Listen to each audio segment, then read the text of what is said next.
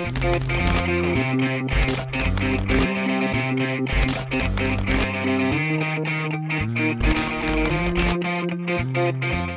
દર્શક મિત્રો, વિશેષ પોડકાસ્ટમાં હું નિશિત જોશી આપનું સ્વાગત કરું છું.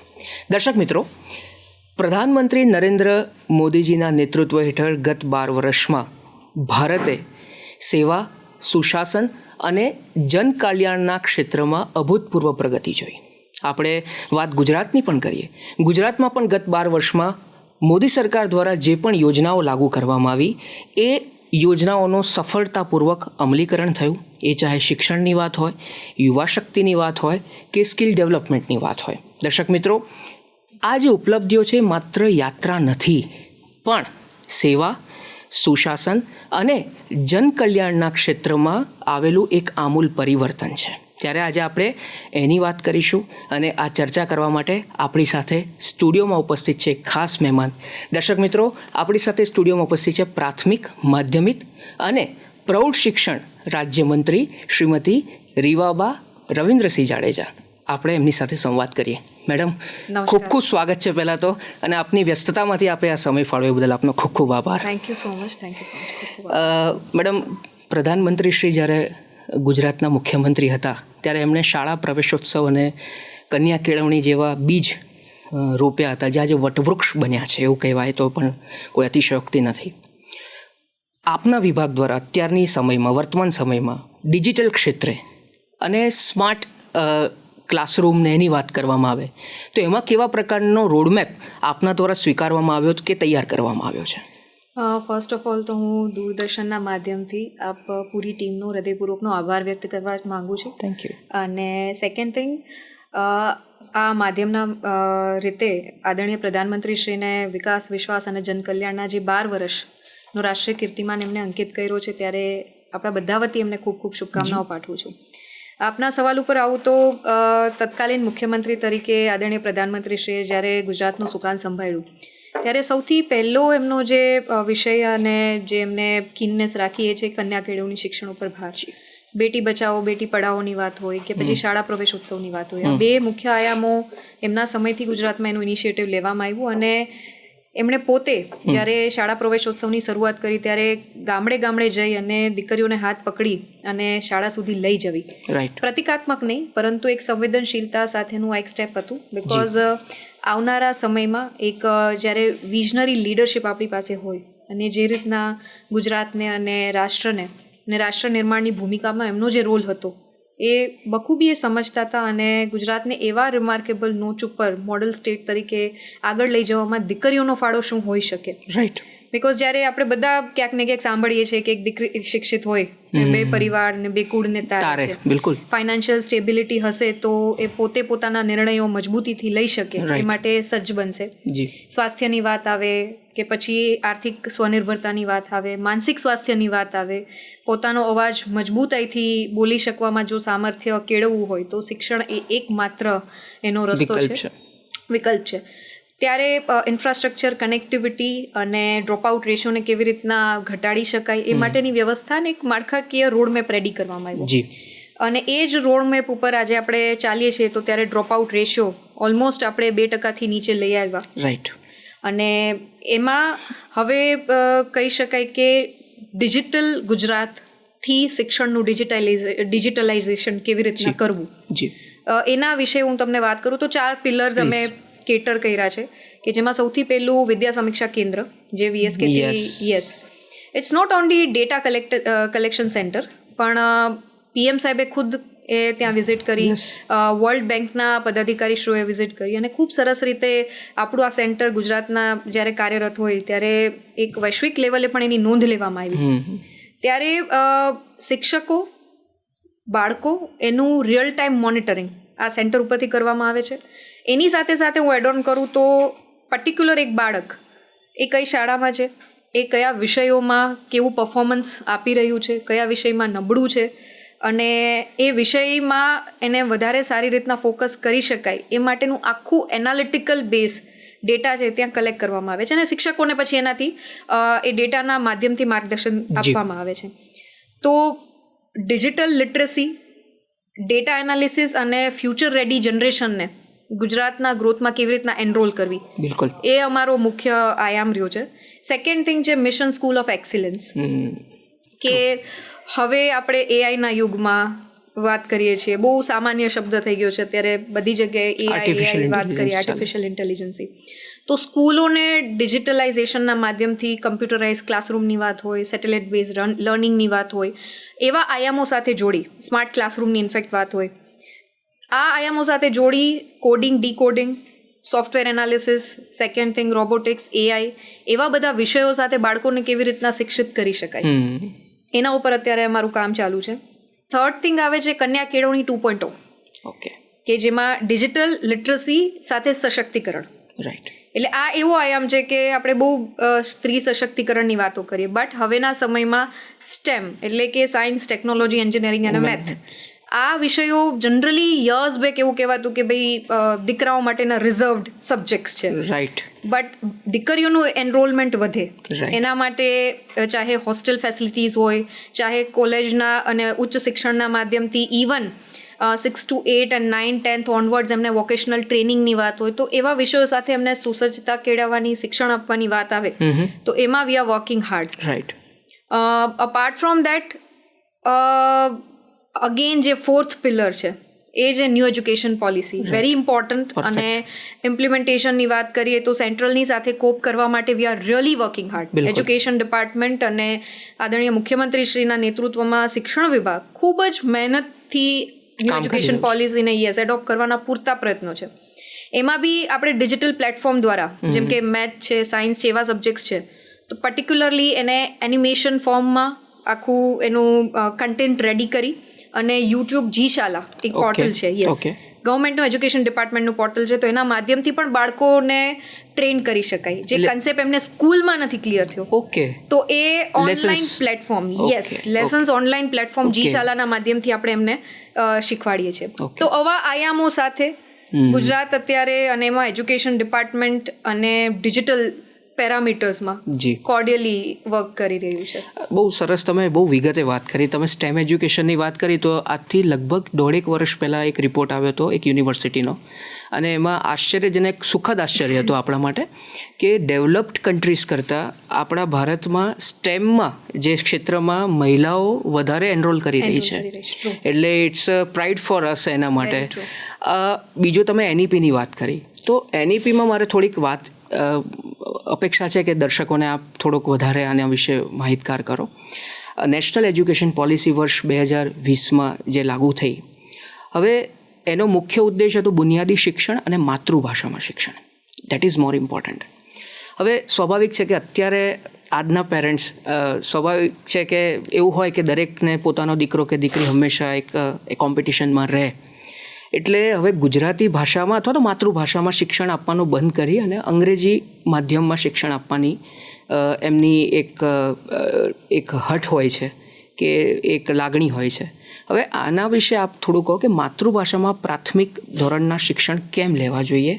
અને બીજો એક પ્રશ્ન એડ કરી દો આની અંદર કે સ્કિલ બેઝડ એજ્યુકેશનની જે વાત એનઈપીમાં કરવામાં આવી છે, તો એના સંદર્ભમાં આપણો જે વિભાગ છે એ કેવા પ્રકારની કામગીરી કરી રહ્યો છે? Very true. અને આપે બહુ સમય સૂચકતા સાથેનો પ્રશ્ન થ્રો કર્યો છે. હું રિક્વેસ્ટ કરું છું, ફર્સ્ટ ઓફ ઓલ એક વાત ક્લિયરલી, સ્પષ્ટ રીતે હું કહેવા માંગીશ કે ગુજરાત સરકાર અને education department, we are not bias toward any languages. Right. કે અમે ક્યારેય એવું વિચારી ના શકીએ કે ભાઈ કોઈ એક પર્ટિક્યુલર લેંગ્વેજ ઉપર આપણો દુરાગ્રહ હોય. બિલકુલ. એના બદલે definitely we are looking forward કે બાળક જે એના ગ્રોથિંગ યર્સ છે, કે જેમાં એનું બ્રેઇનનું ડેવલપમેન્ટ છે, સાયન્ટિફિકલ એ પ્રૂવન થયેલી વસ્તુઓ છે, કે જ્યારે તમે એ બાળકને ચાહે એ બાલવાટિકાના માધ્યમથી હોય, આંગણવાડીના માધ્યમથી હોય, કે એના બેઝિક જે એજ્યુકેશન યર્સ છે, જો તમે એમાં એને માતૃભાષામાં એજ્યુકેશન આપો છો, તો એની લર્નિંગ કેપેસિટી, એનું એલોબોરેશન પાવર અને એનું બ્રેઇનનું ડેવલપમેન્ટ એ બહુ સરસ રીતે થાય છે, અને સાયન્ટિફિકલ પ્રૂવન છે.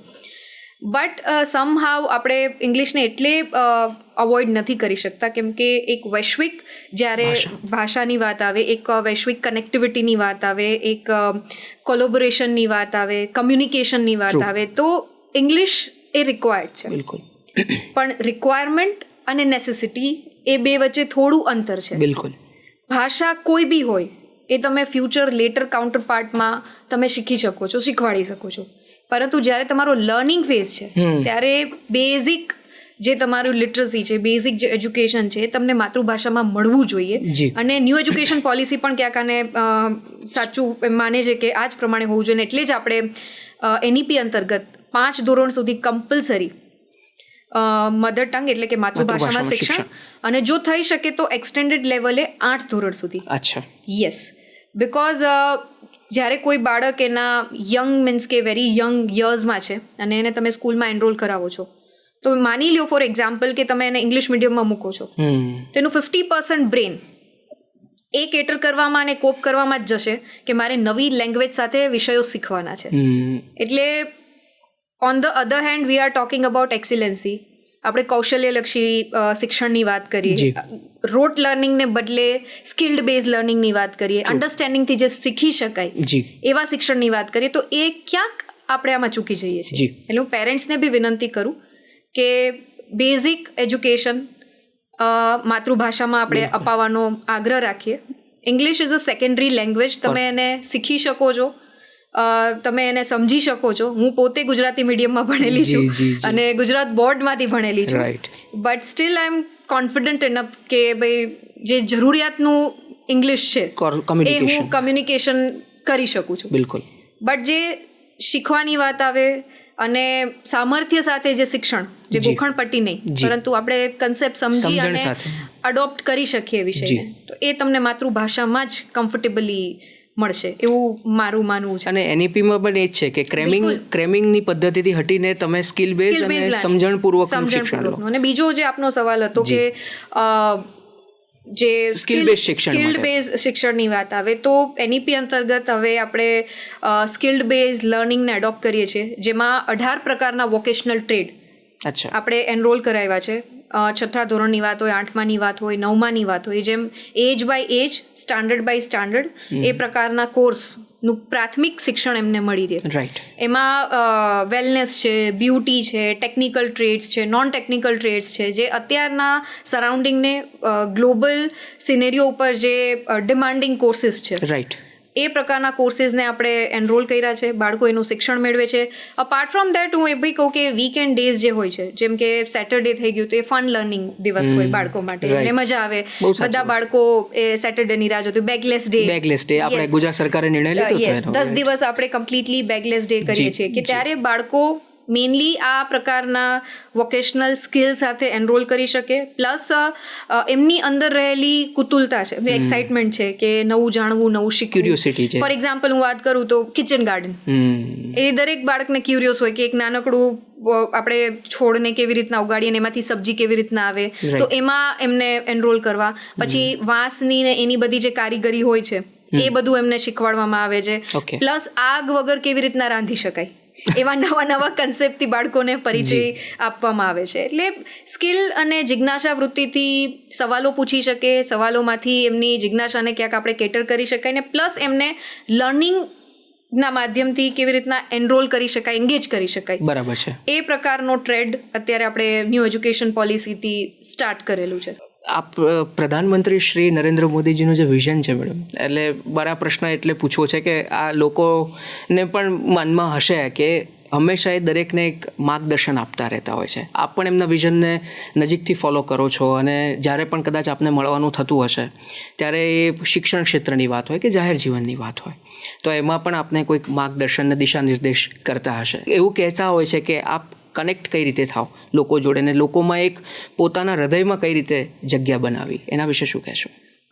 બિલકુલ, ઓનેસ્ટલી હું મારી જાતને સૌભાગ્યશાળી સમજું છું કે આટલી લગભગ મોર દેન 4 times મને સૌભાગ્ય મળ્યું છે કે હું સાહેબની સાથે 1-on-1 વાત કરી શકી છું, એમના વિચારોને ક્યાંક સમજવાનો અને આત્મસાત કરવાનો પ્રયત્ન કર્યો છે. પરંતુ સાહેબની જે એક સવિશેષ જે ક્વોલિટી કહી શકાય કે બાળક સાથે બાળક, યુવા પેઢી સાથે યુવા, બરાબર, પોલિટિકલ નોન પોલિટિકલ ફિગર્સ અને પર્સનાલિટી સાથે, ઇવન સોશિયલ વર્કર સાથે એ રીતનું એમનું કેરેક્ટર, એ રીતની એમની વાતો, એ રીતનું એમનું માર્ગદર્શન રહેતું હોય છે.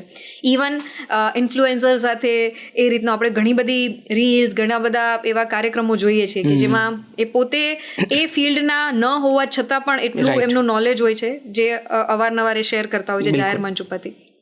શિક્ષણની વાત કરીએ તો સાહેબનું ચોક્કસપણે એવું સ્પષ્ટ વિઝન છે, જે તે સમય હતું, અત્યારે બી ઓનગોઈંગ છે. બિકોઝ ન્યૂ એજ્યુકેશન પોલિસી લાવવાનો હેતુ છે કે ભાઈ કન્યા કેળવણીને આપણે બૂસ્ટ કરી શકીએ, ડ્રોપ આઉટ રેશિયોને ઘટાડી શકીએ, અને મોર ઓર લેસ કે ગોખણપટ્ટીથી મેળવેલું જ્ઞાન નહીં, કૌશલ્ય આધારિત જ્ઞાન, કે વૈશ્વિક લેવલે જેની માંગ હોય, જેની ડિમાન્ડ હોય, અને ઇન્ડિયા અને ભારત દેશના યુવાનો અને યુવતીઓ એ ઓપોર્ચ્યુનિટીને ગ્રેબ કરી શકે. બરાબર છે. એ પ્રકારનું શિક્ષણ કેવી રીતના આપી શકાય એનો હોલિસ્ટિક વેમાં એમણે એક આખો વિષય આપણા બધાની વચ્ચે મૂક્યો.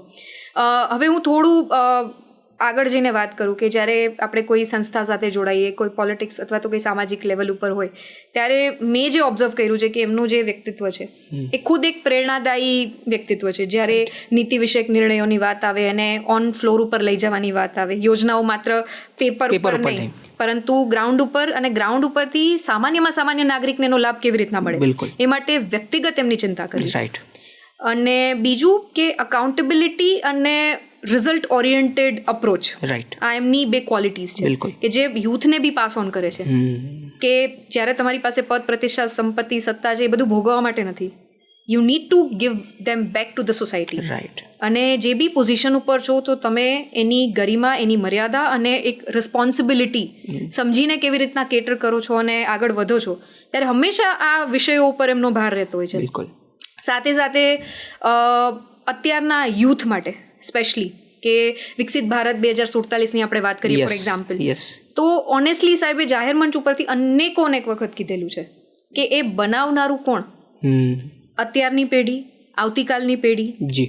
અને એના માટે થઈ અને આપણે એક એવું એન્વાયરમેન્ટ જનરેટ કરવું પડશે કે જેમાં બાળકો ભારતમાં જ રહી રાષ્ટ્રહિત સર્વોપરીની ભાવના કેળવે અને આ દેશ માટે થઈ અને પોતાનું યોગદાન કેવી રીતના આપી શકે.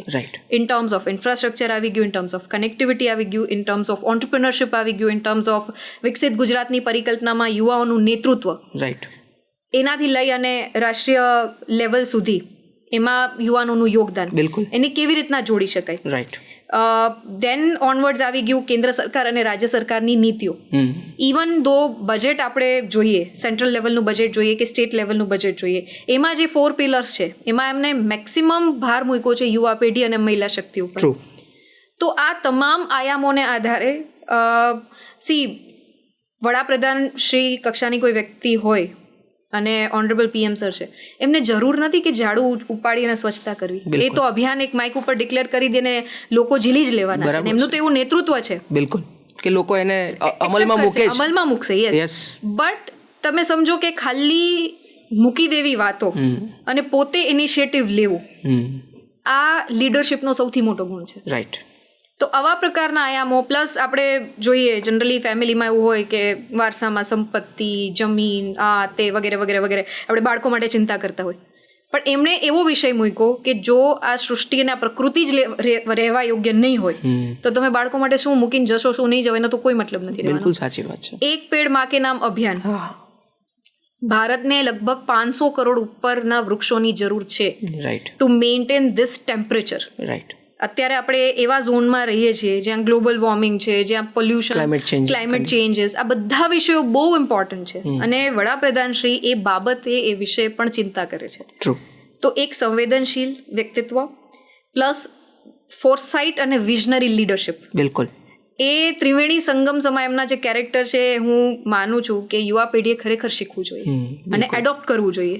કેમ કે એ એટલા પ્રવાસો કરે છે અને પોલિટિકલ, નોન પોલિટિકલ ઇવેન્ટ્સમાં પાર્ટિસિપેશન કરવાનું, ખૂબ મજબૂતાઈથી ભારતને જ્યારે વડાપ્રધાન તરીકે રિપ્રેઝેન્ટ કરવું હોય તો એનું વ્યક્તિત્વ કેવું હોવું જોઈએ is equal to Narendra Modi સાહેબ. એક ઉત્કૃષ્ટ ઉદાહરણ છે. યસ.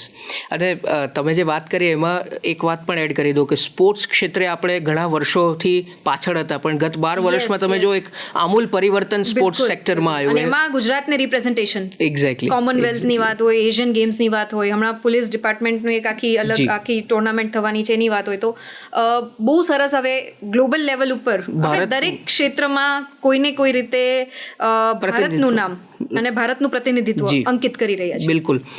તમે પેલી શાળાની વાત કરી અને એમાં પોષણની વાત કરી, એક વાત પણ જોડી દો કે ફિટનેસ ઉપર બી બહુ ભાર મૂકવામાં આવ્યો રાજ્ય સરકાર દ્વારા. ઇવન શુગર બોર્ડ અને ઓઇલ બોર્ડની પણ એક પ્રોવિઝન કરવામાં આવ્યું છે કે દરેક શાળામાં એ હોવું જ જોઈએ. તો એ પણ એક, કારણ કે અત્યારે જે ઓબેસિટી ને ડાયાબિટીસના ને બધા પ્રશ્નો વધતા જાય છે, તો એ પણ એક કમેન્ટેબલ છે. મોરઓરલેસ એવી છે કે ભાઈ અત્યારની યુવા પેઢી સશક્ત બને, સમૃદ્ધ બને, સ્વસ્થ રહે, ધેન એન્ડ ધેન એ લોકો ભારતને લીડ કરવા માટે એબલ હશે. બિલકુલ. મેડમ, બીજો જે પ્રશ્ન એવો થાય કે ગત 12 વર્ષમાં વિમેન, એટલે એમનો જે વિઝન છે સાહેબનું એ કે વિમેન્સ ડેવલપમેન્ટ નહીં પણ વિમેન લેડ ડેવલપમેન્ટ, તો એના સંદર્ભમાં કેવા પ્રકારના કામો મહિલાઓના ઉત્થાન માટે થયેલા છે? સાહેબ, મને કલાકો ઓછી પડશે એના વિશે વાત કરવા જાઉં ને, પણ હું જે મુખ્ય વિષયો છે એની વાત કરું. તત્કાલીન મુખ્યમંત્રી તરીકે સૌથી પહેલા એમણે કામ કર્યું મહિલા અને બાળ વિભાગ અલાયદું એમણે 2002માં શરૂ કરી દીધું કે ભાઈ મારે બહેનો માટે થઈ અને બહેનોના પ્રશ્નોને કેટર કરી શકે માટેનું ડિપાર્ટમેન્ટ પહેલા તો હોવો જોઈએ. સરકારી નોકરીઓમાં 33% અનામત છે. સ્થાનિક સ્વરાજના ઇલેક્શનમાં 50% રિઝર્વેશન. સ્વાસ્થ્યની વાત આવે, પછી સિક્યોરિટીની વાત આવે, અભયમ આપણને બધાને ખબર છે, માત્ર હવે 181.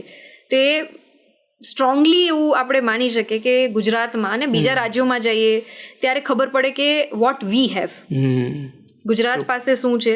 અહીંયા 2 વાગે 3 વાગે દીકરીઓ બહેનો છે એ આરામથી આપણે નવરાત્રિમાં જોઈએ છીએ, તહેવારોમાં જોઈએ છીએ કે હરીફરી શકે છે, મુક્ત મને વિચારોની અભિવ્યક્તિ કરી શકે છે.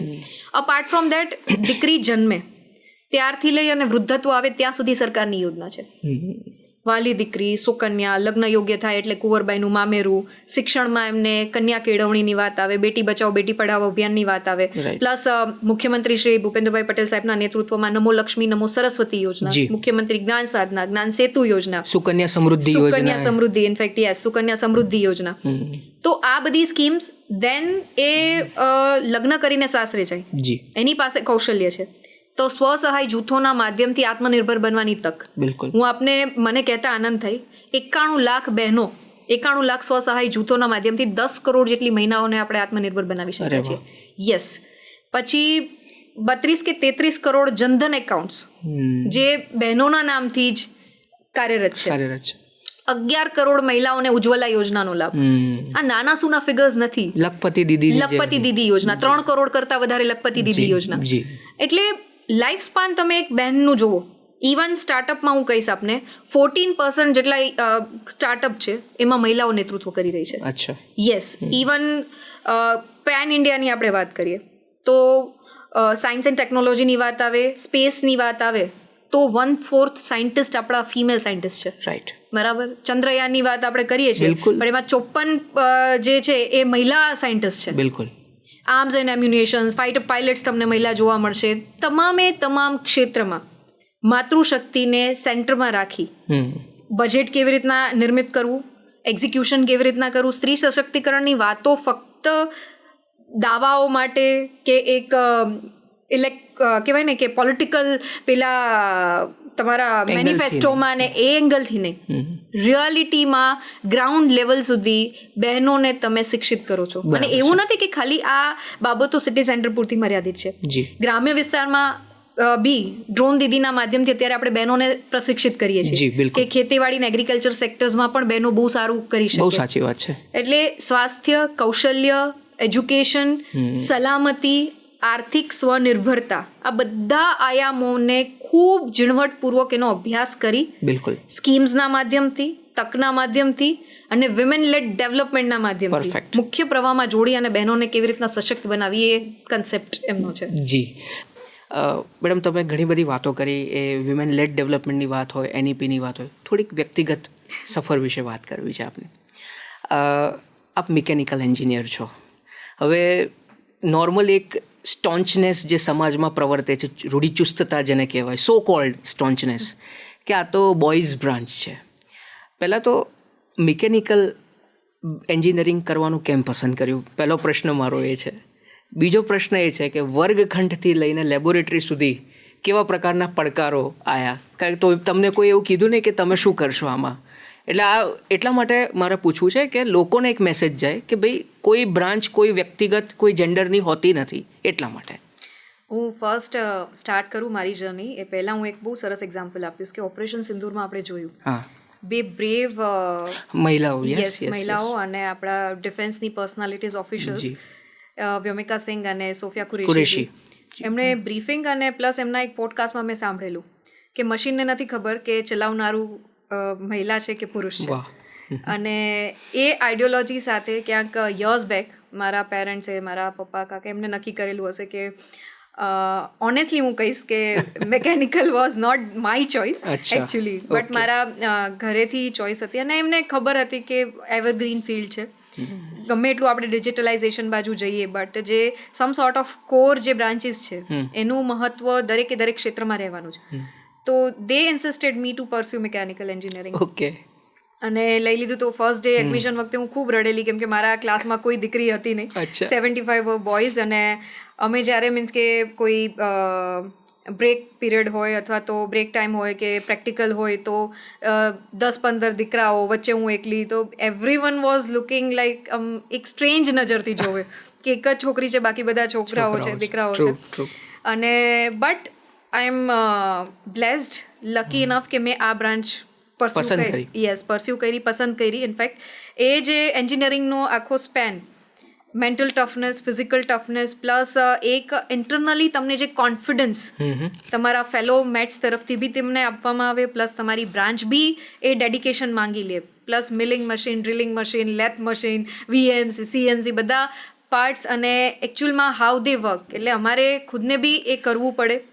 પ્રેક્ટિકલ વેમાં જ્યારે લેબોરેટરીમાં જઈએ ત્યારે થોડું પહેલાં અઘરું લાગે બિકોઝ એ માઇન્ડસેટ નથી, અને એ માઇન્ડસેટ કેળવતા એ બાબત સમજાણી કે કોઈ પણ ક્ષેત્ર હવે એવું નથી કે જ્યાં દીકરાઓ માટે રિઝર્વ છે એ પર્ટિક્યુલર ફિલ્ડ અને દીકરીઓ એમાં એનરોલ ના કરી શકે. હું તો બધા જે લિસનર્સ છે દીકરીઓ, એમને અને એમના પેરેન્ટ્સને વિનંતી કરું છું કે એવા ટેકનિકલ ટ્રેડ્સ છે કે જેમાં દીકરીઓ ખૂબ કૌશલ્યપૂર્વક અને એક્યુરસી અને એકાગ્રતા સાથે આગળ વધી શકે છે. Even in arm forces we are seeking for women candidates to enroll, બરાબર. અને એવા જ આ ટેકનિકલ જે ક્ષેત્રો છે. અને મને એનો બીજો એડવાન્ટેજ એ મળ્યો કે ઇન્ડિયન એરફોર્સમાં જોડાવાનું જે મારું સ્વપ્ન હતું એ ટેકનિકલ એન્ટ્રીઝના માધ્યમથી ક્યાંક હું અંકિત કરી શકી હોત, બટ સમહાવ રિસ્પોન્સિબિલિટી, ડેસ્ટિની એના ભાગરૂપે એમાં ના જઈ શકી. અને મોદી સાહેબે ત્યારે બી મને એક જ બાબત કીધી હતી કે સી, ગોલ તમારો એક રહેવો જોઈએ, મીડિયમ્સ ચેન્જ થતા રહે. તમારે દેશ સેવા કરવી છે, આપ ડિફેન્સ માટે પ્રિપરેશન કરો છો, બરાબર, એ ના થઈ શકે તો એ ગોલ ક્યાંય હાઈડ આઉટ ના થવો જોઈએ, એ કન્ટિન્યુઅસ તમારા માઇન્ડમાં રહેવું જોઈએ. મીડિયમ તો બદલાતા રહે.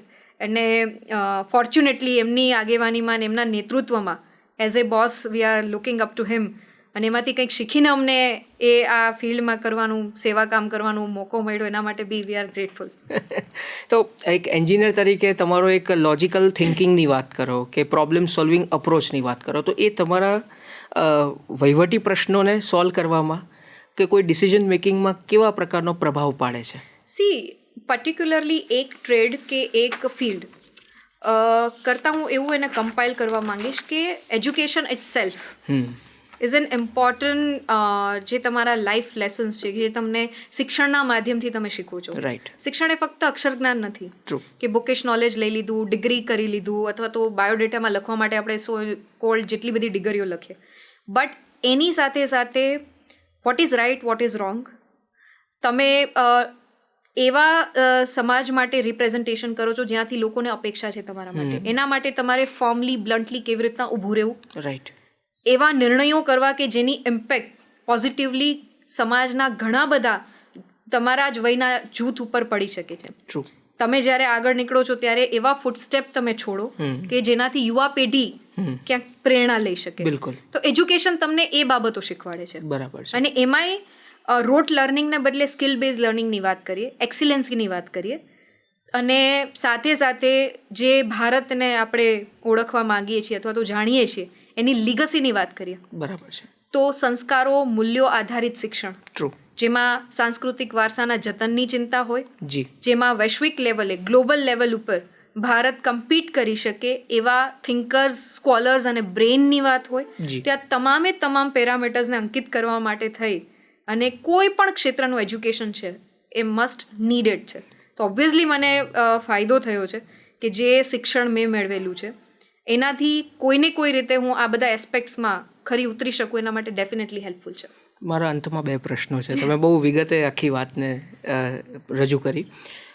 પ્રધાનમંત્રીશ્રીનું જે સપનું છે વિકસિત ભારત 2047 સુધીમાં, તો એમાં એક તો નારી શક્તિ અને શિક્ષણ, આ બંનેના સમન્વયથી એ કેવું મોટું ગ્રોથ એન્જિન સાબિત થશે આ લક્ષ્યાંકને સિદ્ધ કરવા માટે. અને બીજી વાત કે શિક્ષણ વિભાગનું આમાં યોગદાન કેવું રહેશે? બિલકુલ. જ્યારે વિકસિત ભારત 2047ના વિઝનની આપણે વાત કરીએ એ પહેલાં આપણે વાત કરવી પડે વિકસિત ગુજરાતની. ટ્રુ. અને વિકસિત ગુજરાતની વાત કરતા હોઈએ તો એ પેઢી વિકસિત ગુજરાત બનાવશે અથવા તો બનાવવા જઈ રહી છે જેનો પાયો જ શિક્ષણ વિભાગથી શરૂ થશે. બાલવાટિકાથી તમારા જે ઇનિશિયલ ગ્રેડ્સ છે એમાં, અને અપ ટુ 12th અને દેન તમારું ઉચ્ચ શિક્ષણ, કેવી રીતના શિક્ષણ વિભાગ આ બાળકોનું નર્ચરિંગ કરવાનું છે. મેં પહેલાં જ કીધું એમ કે મૂલ્યો આધારિત, સંસ્કાર આધારિત, ભારતીય વારસા આધારિત, અને એમાં ગુજરાતનું એસેન્સ હોય. ટ્રુ. એ એસેન્સને શિક્ષણ વિભાગ પ્રોપર રીતે ન્યૂ એજ્યુકેશન પોલિસીના માધ્યમથી, નિપુણ ભારત અભિયાનના માધ્યમથી, કન્યા કેળવણીના માધ્યમથી, સ્કોફ હમણાં જ 2 દિવસ પહેલાં જેનું લોન્ચિંગ હતું એના માધ્યમથી, અને ડ્રોપ આઉટ રેશિયોને કટ ઓફ કરી અને ગુજરાતનું પર્ટિક્યુલર દરેક બાળક એટલીસ્ટ 12th સ્ટાન્ડર્ડ અને ઉચ્ચ અભ્યાસ પૂરું કરે એ જોવાના અને એ વિષયને કેટર કરવાના લક્ષ્યાંક સાથે આદરણીય મુખ્યમંત્રી શ્રી ભૂપેન્દ્રભાઈ પટેલ સાહેબના નેતૃત્વમાં અત્યારે અમારું ડિપાર્ટમેન્ટ ખૂબ સરસ રીતે કાર્યરત છે. અને હું તમામ શિક્ષણ વિભાગના અધિકારીશ્રીઓને, મારા શિક્ષક ભાઈઓ બહેનોને અને વાલા બાળકોનો ખૂબ આ તકે આભાર પણ માનું છું કે એમની નિષ્ઠા, એમનો ભરોસો, એમનો વિશ્વાસ આ સિસ્ટમ ઉપર એમને કાયમ રાખ્યો છે, ત્યારે આ સિસ્ટમ આટલું સારું કાર્ય કરી રહી છે. બિલકુલ. અને આદરણીય પ્રધાનમંત્રીશ્રીનું એક વિઝન, આપે જેમ કીધું કે કન્યા કેળવણી, વિમેન એમ્પાવરમેન્ટ ને women led development,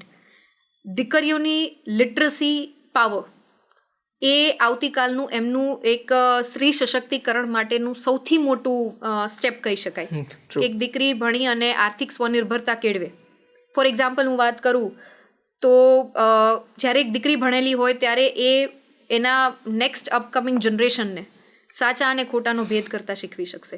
financial independent હશે તો એ પોતે પોતાનું ગુજરાન તો ચલાવી શકશે, પરંતુ ભાવિ પેઢીને પણ ગાઈડ કરી શકશે કે એમને બી ફાઇનાન્શિયલ ઇન્ડિપેન્ડન્સી રાખવી જોઈએ. બિલકુલ. માનસિક અને શારીરિક સ્વસ્થતા હશે તો એ સારી જનરેશનને નર્ચર કરી શકશે. બિલકુલ. તો આ બધા આયામો ક્યાંક ઇન્ટરલિંક છે, ઇન્ટરકનેક્ટેડ છે. ટ્રુ. પહેલાના સમયમાં જે હતું, હવે એ સમય ધીમે બદલાઈ રહ્યો છે. અને આપણે બધાને ખબર છે કે G20ની સમિટ હોય, W20 હોય, G7 હોય, first ever Indian prime minister who stated bluntly global level ઉપર એમણે બહુ સરસ મજબૂતાઈથી એક વાત મૂકી કે પહેલાં અમારા દેશ વિશે એવું કહેવાતું કે આ દેશનો વિકાસ થશે તો એની સાથે સાથે મહિલાઓનો વિકાસ થઈ જશે. આપણે દેશી ભાષામાં કહીએ ને કે શેરડીની વાહે એરડી. પરંતુ હવે અમે આ નરેશન ચેન્જ કરીએ છીએ. હવે અમે એવા ભારતની બાજુ દ્રષ્ટિ નાખીએ છીએ કે જ્યાં બહેનોના વિકાસ આધારે, જ્યાં મહિલાઓના વિકાસના આધારે, જ્યાં દીકરીઓના વિકાસના આધારે આ દેશનો વિકાસ શક્ય બને. મુખ્ય પ્રવાહમાં આર્થિક રીતે, સામાજિક રીતે, રાજકીય રીતે, ઇવન એજ્યુકેશનની રીતે અને સ્વાસ્થ્યની રીતે અમે બહેનોને મુખ્ય પ્રવાહમાં જોડવા માંગીએ છીએ. એટલે જ આપણું બજેટ કેન્દ્ર સરકારનું, રાજ્ય સરકારનું, એમાં આપણે બહેનોનો એક પિલર સુનિશ્ચિત આ બધા આયામોને કેન્દ્ર સ્થાનમાં રાખીને કરવા માંગીએ છીએ. બિલકુલ. તો હું તો યંગ ગન્સ ઓફ ઇન્ડિયાને સ્પેશલી જેટલા બહેનો, જેટલી દીકરીઓ સાંભળે છે એમને તો ખાસ કહીશ કે આ દેશની 50% આબાદી મહિલા. બિલકુલ. આપણે આ દેશ આપણી રાહ જોઈ રહ્યો છે. આ દેશ એવી પેઢીની રાહ જોઈ રહ્યો છે કે જે રાષ્ટ્રહિત સર્વોપરીની ભાવનાને ચરિતાર્થ કરવા માટે સક્ષમ છે. જી બિલકુલ. સો એટલીસ્ટ આપણે એ ભાવનાને અને આ વિઝનને આ પ્રાઇમ મિનિસ્ટર સાહેબનું એકલાનું વિઝન નથી. જી. આ વિઝન 140 કરોડ જનતા જનાર્દનનું વિઝન છે. જી. અને વિશ્વગુરુની વાત આવે ત્યારે બધાને ખબર છે કે ગ્લોબલ સિનેરીઓમાં ભારતનું મંતવ્ય, ભારતના અભિપ્રાયો અને ભારતનું સ્ટેન્ડ હવે ખૂબ ચોકસાઈ અને સ્પષ્ટપણે જ્યારે એનું સ્થાન સુનિશ્ચિત કરતું હોય ત્યારે એ ડેવલપમેન્ટમાં આપણા બધાનું યોગદાન આપણે મહત્તમ કરીએ એવી જ અભ્યર્થના. બિલકુલ. અંતમાં દૂરદર્શનના માધ્યમે આપણે મહિલાઓને તો સંદેશ આપ્યો, પણ જે આપ શિક્ષણ ક્ષેત્ર સાથે જો એટલે માતા પિતા, વિદ્યાર્થીઓ, શિક્ષકો, એને ગુજરાતના નાગરિકો, એમને શું સંદેશ આપવા માગશો? એક જ વાત કહીશ કે ગુજરાતમાં તકની કોઈ કમી નથી, ઓન્ટરપ્રિનરશિપની કોઈ કમી નથી, અને હવે તો આપણે એ દિશામાં આગળ વધી રહ્યા છીએ કે જેમાં કોઈ પણ વૈશ્વિક કંપનીની વાત આવે, ઇન્વેસ્ટમેન્ટની આવે, ફોરેન ડિરેક્ટ ઇન્વેસ્ટમેન્ટની વાત આવે, પ્રોજેક્ટ્સની વાત આવે, તો એ બધા ગુજરાત એનું ગેટવે સાબિત થવાનું હોય. સ્પોર્ટ્સ સેક્ટરની આપણે વાત કરી, એવી જ રીતના સેમિકન્ડક્ટર્સ, બિન પરંપરાગત ઉર્જા સ્ત્રોતો, solar plant, yes, renewable energy resources, એની વાત આવે. ઇવન રોબોટિક્સ અને આર્મ્સ અને એમ્યુનેશન્સના, ડિફેન્સના પાર્ટ્સની મેન્યુફેક્ચરિંગની વાત આવે. જી.